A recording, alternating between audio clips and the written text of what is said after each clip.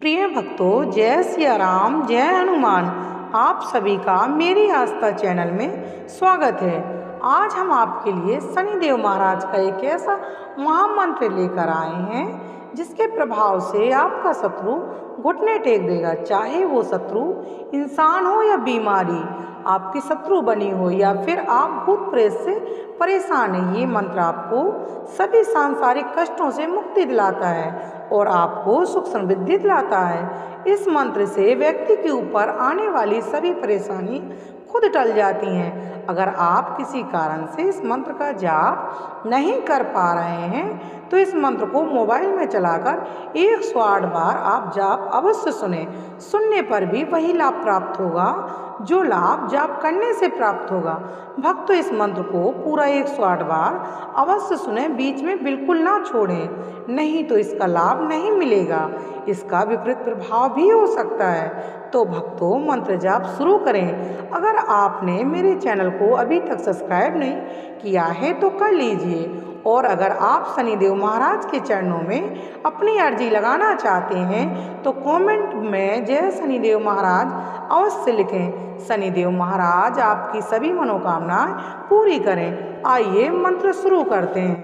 नीलाजनम समाभासम रविपुत्रम यमाग्राजम छायामार्तंड शंभु तं तां नमामि शनैश्चरम्। नीलाजनम समाभासम रविपुत्रम यमाग्राजम छायामार्तंड शंभु तं तां नमामि शनैश्चरम्। नीलाजनम समाभासम रविपुत्रम यमाग्राजम छायामार्तंड शंभु तं तां नमामि शनैश्चरम्।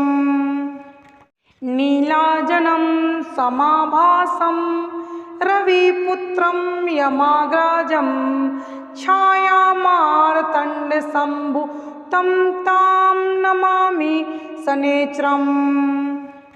नीलाजनम समाभासम रविपुत्रम यमाग्राजम छायामार्तंड शंभु तं तां नमामि शनैश्चरम्।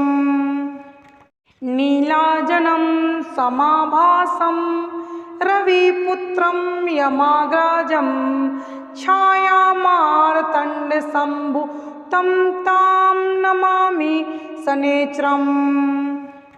नीलाजनम समाभासम रविपुत्रम यमाग्राजम छायामार्तंड शंभु तं तां नमामि शनैश्चरम्।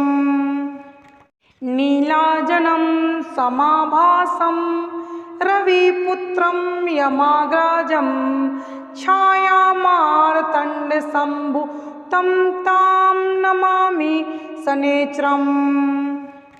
नीलाजनम समाभासम रविपुत्रम यमाग्राजम छायामार्तंड शंभु तं तां नमामि शनैश्चरम्।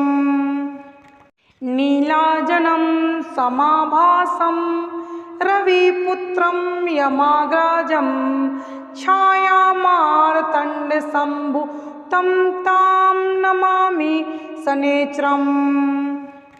नीलाजनम समाभासम रविपुत्रम यमाग्राजम छायामार्तंड शंभु तं तां नमामि शनैश्चरम्।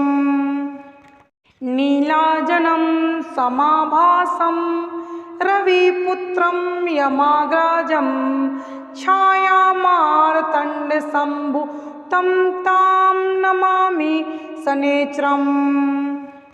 नीलाजनम समाभासम रविपुत्रम यमाग्राजम छायामार्तंड शंभु तं तां नमामि शनैश्चरम्। नीलाजनम समाभासम रविपुत्रम यमाग्राजम छायामार्तंड शंभु तं तां नमामि शनैश्चरम्। नीलाजनं समाभासं रविपुत्रं यमाग्रजं छायामार्तण्डसम्भुतं तां नमामि शनैश्चरम्। नीलाजनं समाभासं रविपुत्रं यमाग्रजं छायामार्तण्डसम्भुतं तां नमामि शनैश्चरम्।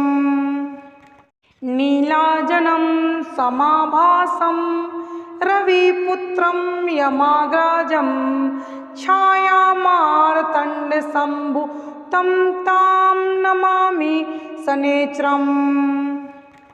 नीलाजनं समाभासं रविपुत्रं यमाग्रजं छायामार्तण्डसम्भुतं तां नमामि शनैश्चरम्। नीलाजनं समाभासं रविपुत्रं यमाग्रजं छायामार्तण्डसम्भुतं तां नमामि शनैश्चरम्। नीलाजनं समाभासं रविपुत्रं यमाग्रजं छायामार्तण्डसम्भुतं तां नमामि शनैश्चरम्। नीलाजनं समाभासं रविपुत्रं यमाग्रजं छायामार्तण्डसम्भुतं तां नमामि शनैश्चरम्। नीलाजनं समाभासं रविपुत्रं यमाग्रजं छायामार्तण्डसम्भुतं तां नमामि शनैश्चरम्। नीलाजनं समाभासं रविपुत्रं यमाग्रजं छायामार्तण्डसम्भुतं तां नमामि शनैश्चरम्। नीलाजनं समाभासं रविपुत्रं यमाग्रजं छायामार्तण्डसम्भुतं तां नमामि शनैश्चरम्। नीलाजनं समाभासं रविपुत्रं यमाग्रजं छायामार्तण्डसम्भुतं तां नमामि शनैश्चरम्। नीलाजनं समाभासं रविपुत्रं यमाग्रजं छायामार्तण्डसम्भुतं तां नमामि शनैश्चरम्। नीलाजनं समाभासं रविपुत्रं यमाग्रजं छायामार्तण्डसम्भुतं तां नमामि शनैश्चरम्। नीलाजनं समाभासं रविपुत्रं यमाग्रजं छायामार्तण्डसम्भुतं तां नमामि शनैश्चरम्। नीलाजनं समाभासं रविपुत्रं यमाग्रजं छायामार्तण्डसम्भुतं तां नमामि शनैश्चरम्। नीलाजनं समाभासं रविपुत्रं यमाग्रजं छायामार्तण्डसम्भुतं तां नमामि शनैश्चरम्। नीलाजनं समाभासं रविपुत्रं यमाग्रजं छायामार्तण्डसम्भुतं तां नमामि शनैश्चरम्। नीलाजनं समाभासं रविपुत्रं यमाग्रजं छायामार्तण्डसम्भुतं तां नमामि शनैश्चरम्। नीलाजनं समाभासं रविपुत्रं यमाग्रजं छायामार्तण्डसम्भुतं तां नमामि शनैश्चरम्।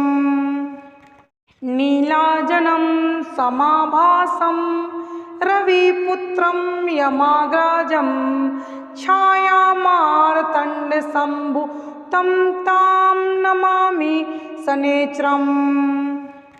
नीलाजनं समाभासं रविपुत्रं यमाग्राजं छायामार्तण्डसम्भुतं तां नमामि शनैश्चरम्।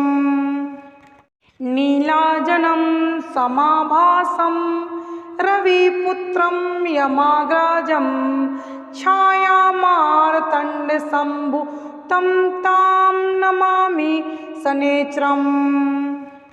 नीलाजनं समाभासं रविपुत्रं यमाग्राजं छायामार्तण्डसम्भुतं तां नमामि शनैश्चरम्।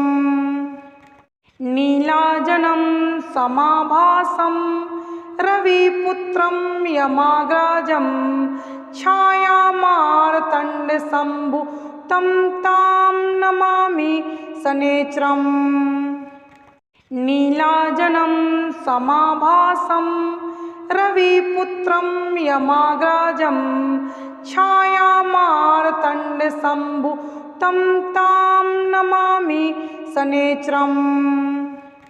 नीलाजनं समाभासं रविपुत्रं यमाग्राजं छायामार्तण्डसम्भुतं तां नमामि शनैश्चरम्। नीलाजनं समाभासं रविपुत्रं यमाग्राजं छायामार्तण्डसम्भुतं तां नमामि शनैश्चरम्। नीलाजनं समाभासं रविपुत्रं यमाग्राजं छायामार्तण्डसम्भुतं तां नमामि शनैश्चरम्। नीलाजनं समाभासं रविपुत्रं यमाग्राजं छायामार्तण्डसम्भुतं तां नमामि शनैश्चरम्। नीलाजनं समाभासं रविपुत्रं यमाग्राजं छायामार्तण्डसम्भुतं तां नमामि शनैश्चरम्। नीलाजनं समाभासं रविपुत्रं यमाग्राजं छायामार्तण्डसम्भुतं तां नमामि शनैश्चरम्। नीलाजनं समाभासं रविपुत्रं यमाग्राजं छायामार्तण्डसम्भुतं तां नमामि शनैश्चरम्। नीलाजनं समाभासं रविपुत्रं यमाग्राजं छायामार्तण्डसम्भुतं तां नमामि शनैश्चरम्। नीलाजनं समाभासं रविपुत्रं यमाग्राजं छायामार्तण्डसम्भुतं तां नमामि शनैश्चरम्। नीलाजनं समाभासं रविपुत्रं यमाग्राजं छायामार्तण्डसम्भुतं तां नमामि शनैश्चरम्। नीलाजनं समाभासं रविपुत्रं यमाग्राजं छायामार्तण्डसम्भुतं तां नमामि शनैश्चरम्। नीलाजनं समाभासं रविपुत्रं यमाग्राजं छायामार्तण्डसम्भुतं तां नमामि शनैश्चरम्। नीलाजनं समाभासं रविपुत्रं यमाग्राजं छायामार्तण्डसम्भुतं तां नमामि शनैश्चरम्। नीलाजनं समाभासं रविपुत्रं यमाग्रजं छायामार्तण्डसम्भुतं तां नमामि शनैश्चरम् नीलाजनं समाभासं रविपुत्रं यमाग्रजं छायामार्तण्डसम्भुतं तां नमामि शनैश्चरम् नीलाजनं समाभासं रविपुत्रं यमाग्रजं छायामार्तण्डसम्भुतं तां नमामि शनैश्चरम् नीलाजनं समाभासं रविपुत्रं यमाग्रजं छायामार्तण्डसम्भुतं तां नमामि शनैश्चरम् नीलाजनं समाभासं रविपुत्रं यमाग्रजं छायामार्तण्डसम्भुतं तां नमामि शनैश्चरम् नीलाजनं समाभासं रविपुत्रं यमाग्रजं छायामार्तण्डसम्भुतं तां नमामि शनैश्चरम् नीलाजनं समाभासं रविपुत्रं यमाग्रजं छायामार्तण्डसम्भुतं तां नमामि शनैश्चरम् नीलाजनं समाभासं रविपुत्रं यमाग्रजं छायामार्तण्डसम्भुतं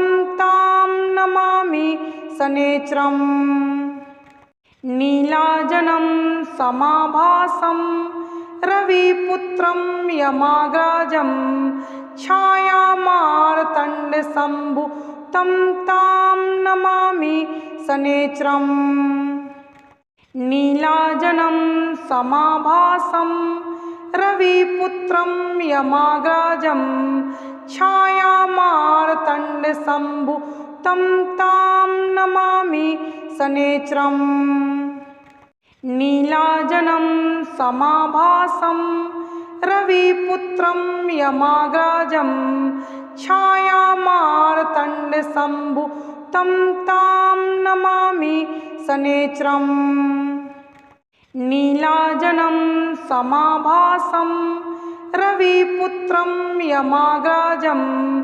छायामार्तण्डसम्भुतं तां नमामि शनैश्चरम् नीलाजनं समाभासं रविपुत्रं यमाग्रजं छायामार्तण्डसम्भुतं तां नमामि शनैश्चरम् नीलाजनं समाभासं रविपुत्रं यमाग्रजं छायामार्तण्डसम्भुतं तां नमामि शनैश्चरम् नीलाजनं समाभासं रविपुत्रं यमाग्रजं छायामार्तण्डसम्भुतं तां नमामि शनैश्चरम् नीलाजनं समाभासं रविपुत्रं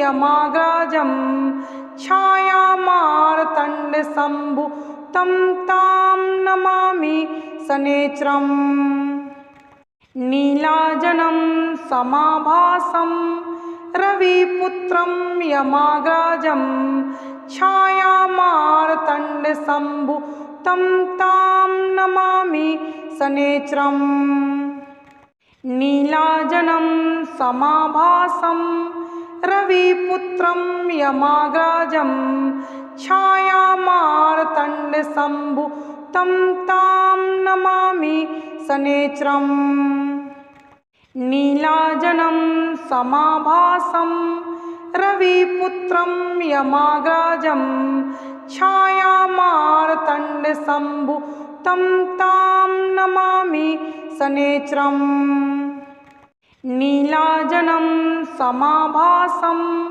रविपुत्रं यमाग्रजं छायामार्तण्डसम्भुतं तां नमामि शनैश्चरम् नीलाजनं समाभासं रविपुत्रं यमाग्रजं छायामार्तण्डसम्भुतं तां नमामि शनैश्चरम् नीलाजनं समाभासं रविपुत्रं यमाग्रजं छायामार्तण्डसम्भुतं तां नमामि शनैश्चरम् नीलाजनं समाभासं रविपुत्रं यमाग्रजं छायामार्तण्डसम्भुतं तां नमामि शनैश्चरम् नीलाजनं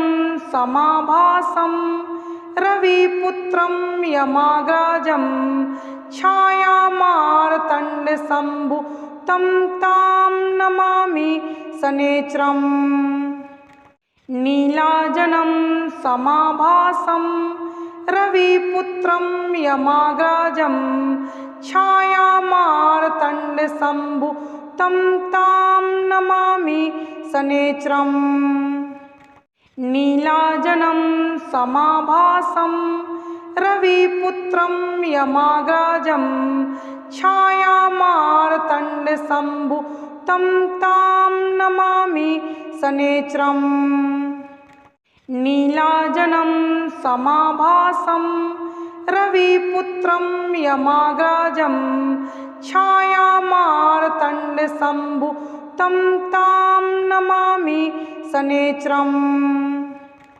नीलाजनं समाभासं रविपुत्रं यमाग्रजं छायामार्तण्डसम्भुतं तां नमामि शनैश्चरम् नीलाजनं समाभासं रविपुत्रं यमाग्रजं छायामार्तण्डसम्भुतं तां नमामि शनैश्चरम् नीलाजनं समाभासं रविपुत्रं यमाग्रजं छायामार्तण्डसम्भुतं तां नमामि शनैश्चरम् नीलाजनं समाभासं रविपुत्रं यमाग्रजं छायामार्तण्डसम्भुतं तां नमामि